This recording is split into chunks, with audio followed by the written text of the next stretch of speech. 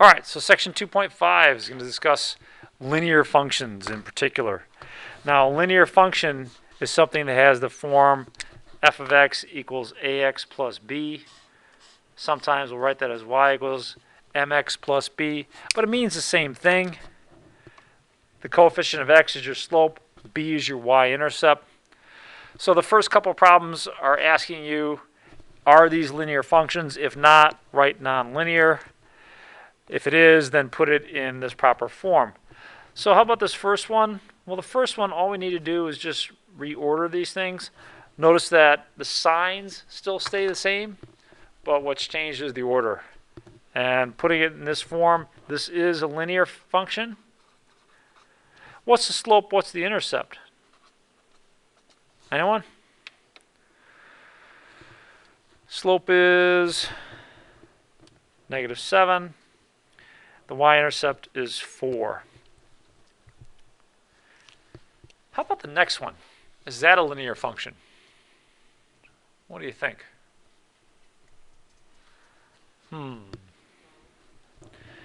If you distribute that x, you get 3x minus x squared. When you've got a squared term, it's no longer a linear function. It's quadratic. So this is a quadratic function. So simply put, the answer here would be not linear. It's not a linear function. Its graph is going to be a parabola. It's not going to have a nice line in its shape. The last one, I'll start out by writing it like this, x over 3 plus 1 over 3. And then I'll write it as, well, let's see, I'll write it slowly. I'll work it into that form. I'll write this as 1 over 3 times x over 1. Now, if you look here, the denominators multiply and the numerators multiply, and I'll get x over 3. But the reason I did it like this is so that I can just ignore that 1 in the denominator and write this as 1/3 x plus 1/3. Now, that is in slope-intercept form. It is a linear function. In fact, this is kind of a nice form to graph it in if you're stuck graphing these kinds of things. Do you remember what the slope represents? That m there? There's kind of a nice friendly way to think of slope as opposed to the actual formula.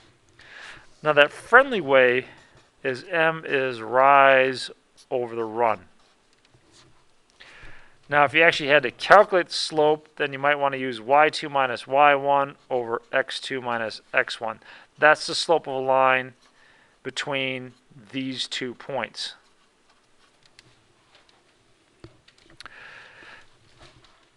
It's nice to know what the slope is because the slope is going to be your average rate of change.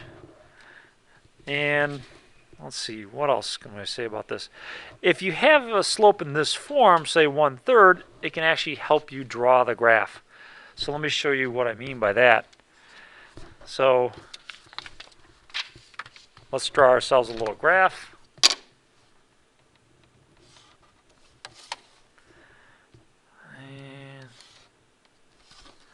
So we'll do 1, 2, 3 on the x-axis, and I'm going to make these a little bit bigger.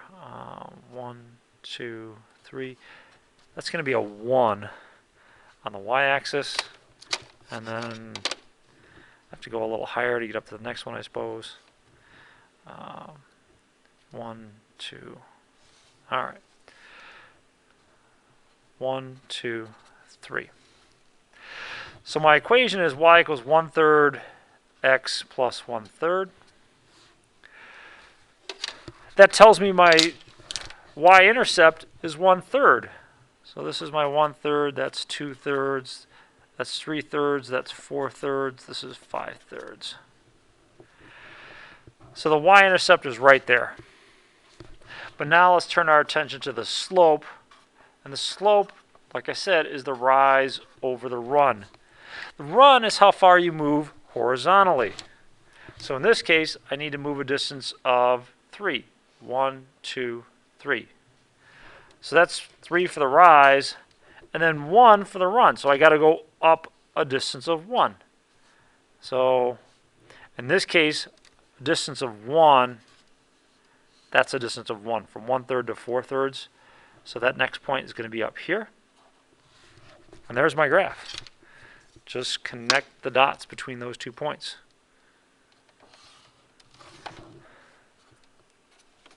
Done.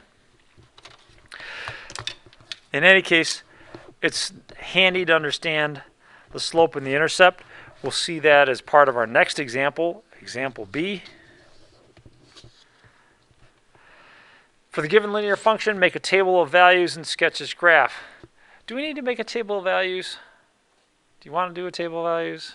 Or can we just graph it? Just try and get done with this thing nice and quickly. You might want to reorganize this as -6x plus 8. But we're going to do the same thing we did with the last one. Are you comfortable with making a table, though? For this problem, you might have to enter in a bunch of values, the table values. But as far as I'm concerned, graphing this, you don't have to mess with that. Let's draw ourselves a nice little graph. And I'm going to be a little bit nicer in this one than I was in the last one. Let's see. A distance of 1 here. And let's put some points on the x-axis or the y-axis. 1, 2, 3, 4, 5, 6, 7, 8. Let me zoom out a little bit here. So I'm going to graph y equals -6x plus 8. 2, 4, 6, 8. So 0, 8, that's my y-intercept. The slope is -6. You might be well off to think of that as -6 over 1. So -6 over 1 is the rise over the run. I'm going to put that negative up in the numerator. You could put it in the denominator.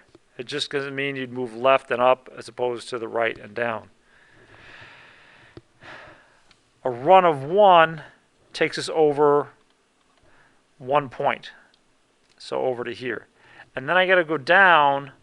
That rise of -6 means I'm going to go down 6. So that would put the second point right here at 2 and 1.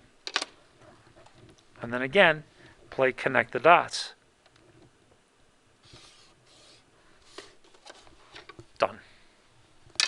If you need to, there's a little video on my YouTube channel on how to do tables. You can look it up and do all the tables you want for this, but it's just a simple linear function.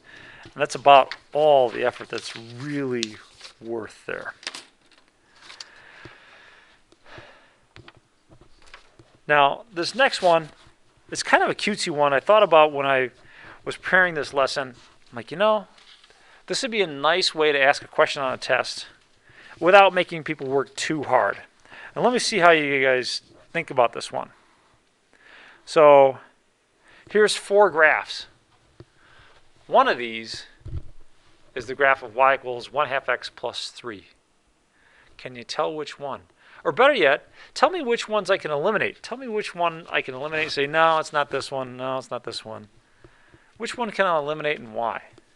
Someone want to tell me one? Let's say, no, it can't be this one. Okay. All right, we can eliminate A.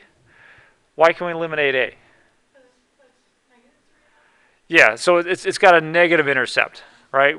Now, I deliberately left the scale off of this, but we don't need the scale. We know this has a negative intercept. So, all right, good, we can eliminate A. Samantha, you wanted to eliminate 1 as well. You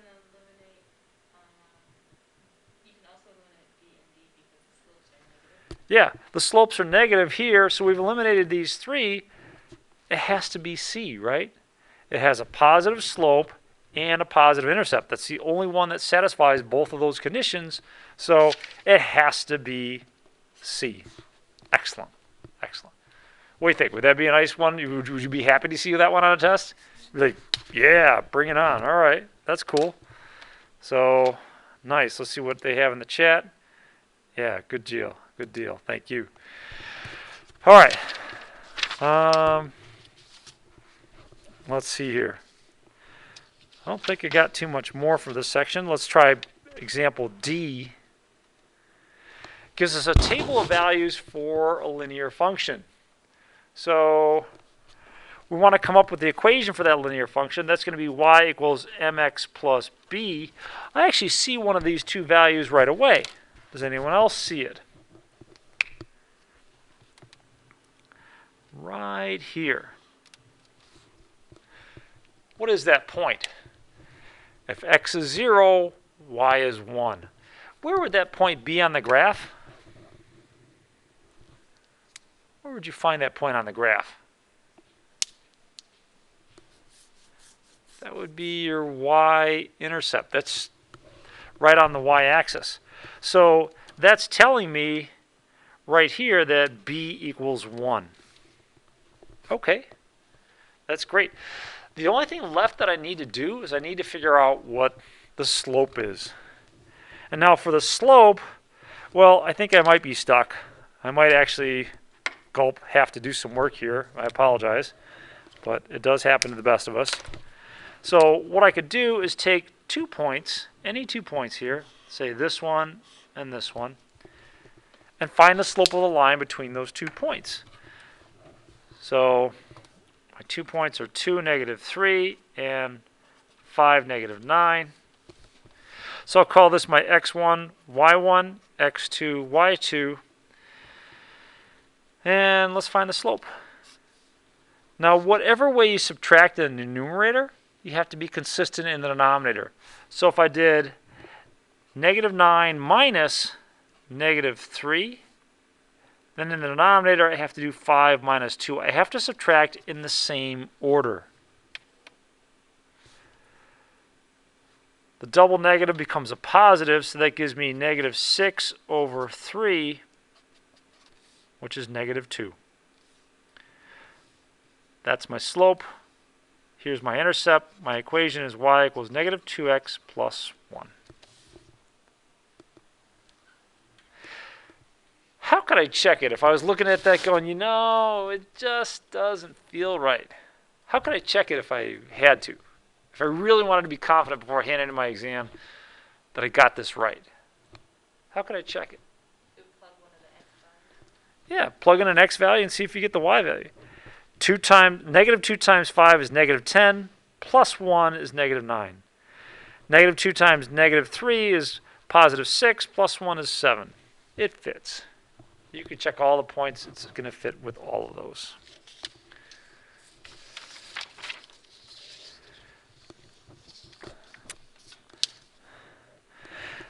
Mylin and Brianna are avid mountain bikers. I like that. On a spring day, they cycle down straight roads with steep grades. The graphs give a representation of the elevation of the road on which each of them cycles. Find the grade of each road. All right, so this is elevation in feet, distance in feet. How are we going to find the grade? By the grade is really a fancy word for slope in this case. So they're looking for the slope of a line. And on the one hand, for Mylin,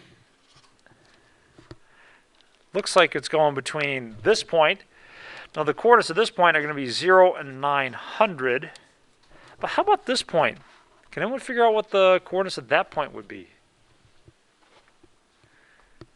Well, if that's 2,000 and that's 6,000, how much is each one of these tick marks worth? Space-wise. How much are each tick mark worth? So what's that tick mark at? 7,000. So what you're saying is that each one of these is worth 1,000. So that point is at 15,000. So to find the slope of a line there, we're going to have to do, now it doesn't matter which way you do it, 900 minus 0 over 0 minus 15,000, or the other way around. But you have to be consistent.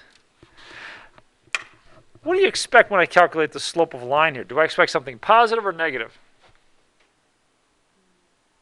Do I expect a negative slope or a positive slope? negative. So if you accidentally made a mistake and you got a positive slope, hopefully it would be saying something to you, wait a minute, that looks wrong. So let's do 0 minus 900 over 15,000 minus 0. So again, subtracting this way in the numerator and then this way in the denominator. So I get negative 900 over 15,000.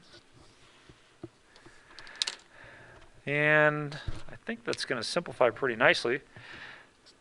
Let's cross off a couple trailing zeros.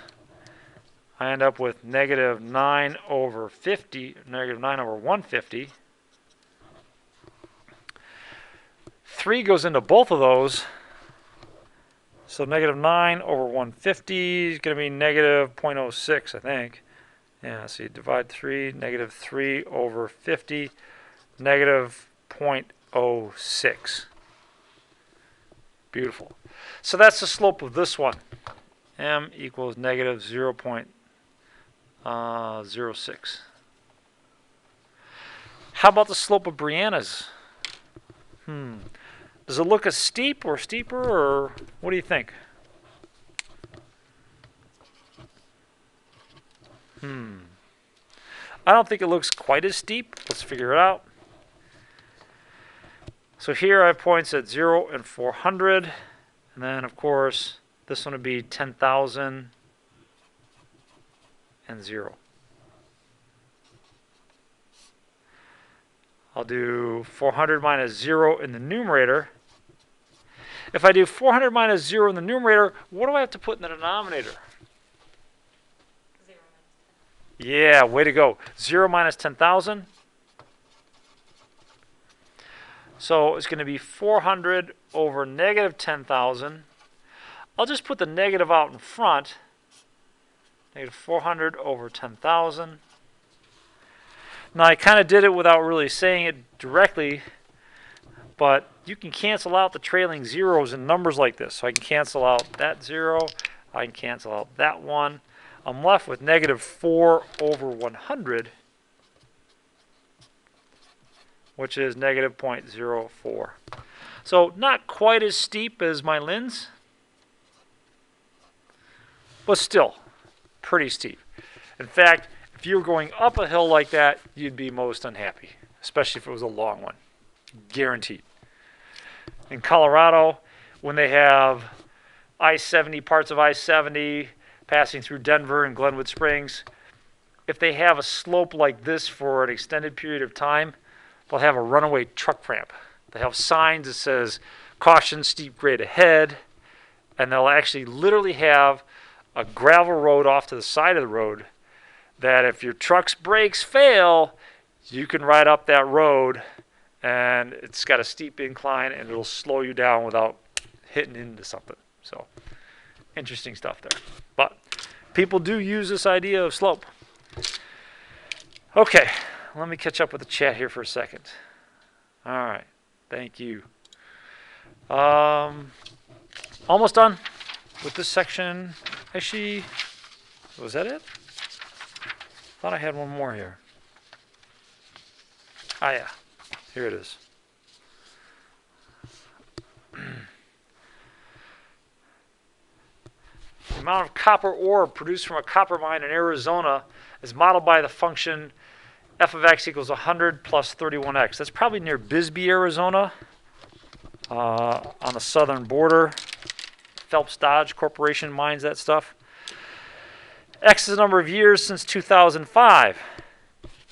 First question to you is, what's the slope of this graph?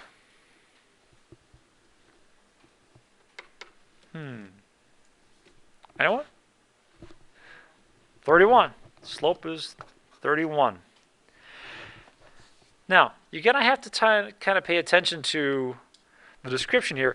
X is the number of years since 2005, and f of x is measured in thousands of tons of ore. We can sketch that. I'm not going to take the time to do that.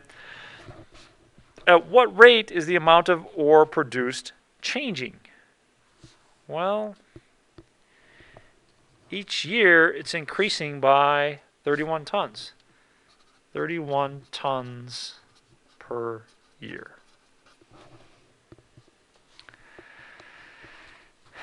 Last but not least, how much ore will be produced in the year 2022? How would you figure that out?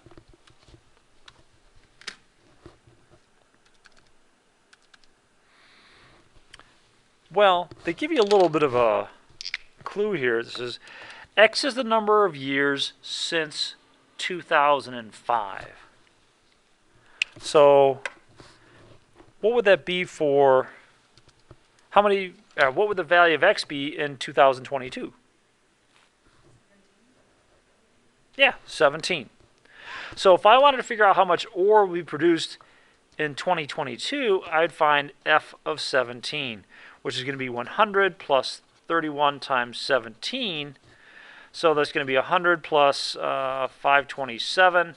Somebody double check me on that. I was never very good at math. That'd be 627.